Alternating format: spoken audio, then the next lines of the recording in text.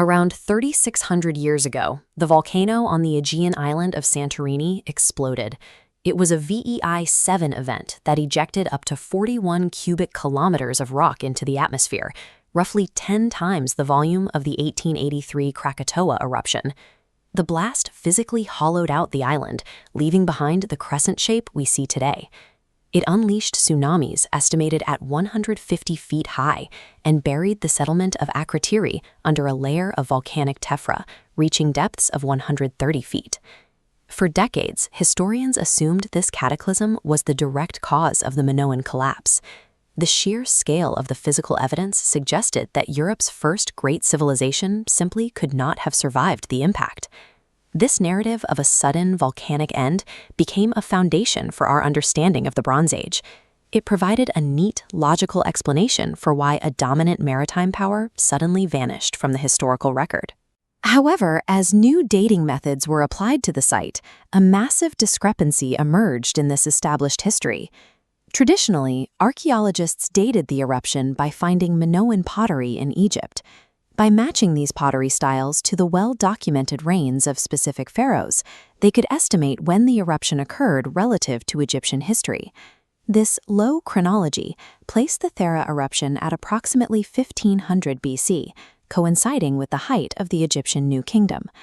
But modern radiocarbon and tree ring data began returning dates closer to 1600 BC. This created a 100-year gap between the physical evidence and the written records of the ancient world.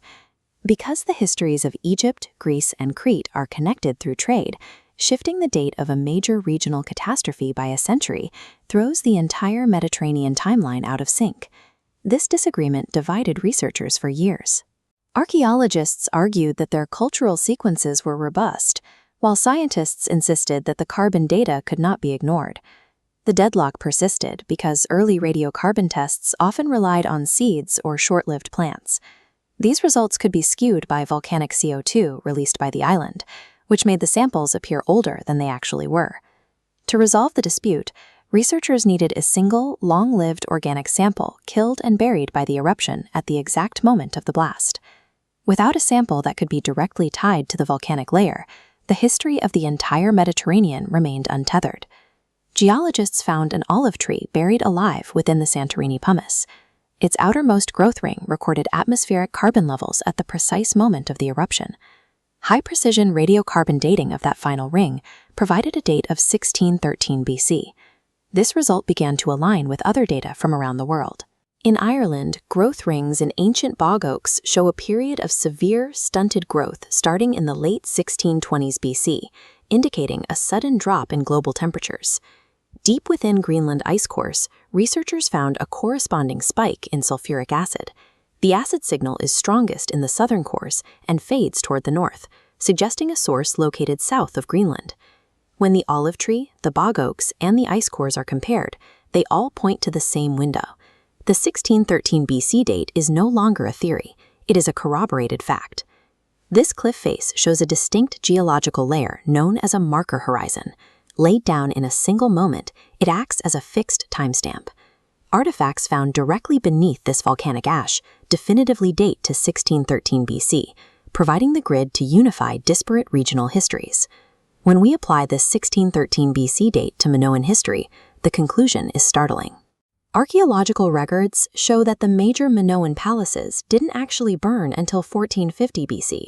This creates a gap of 150 years. The Minoans did not disappear in the initial explosion. They lived on for generations after the volcano went silent. Historians must now view the collapse as a prolonged decline. The immediate tsunamis and ashfall crippled their maritime trade and ruined their agriculture, leading to a slow socio-economic disintegration rather than a sudden end. This also changes our understanding of Egypt. For years, the eruption was tied to the 18th dynasty because of where pottery was found, but 1613 BC places the event deep in the Second Intermediate Period. This means the eruption predates Scarrow almost by decades, decoupling the disaster from the rulers previously thought to have witnessed it.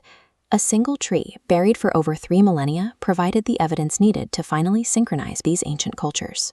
It is a reminder that even our most established histories can be rewritten by a single piece of evidence found beneath the ash.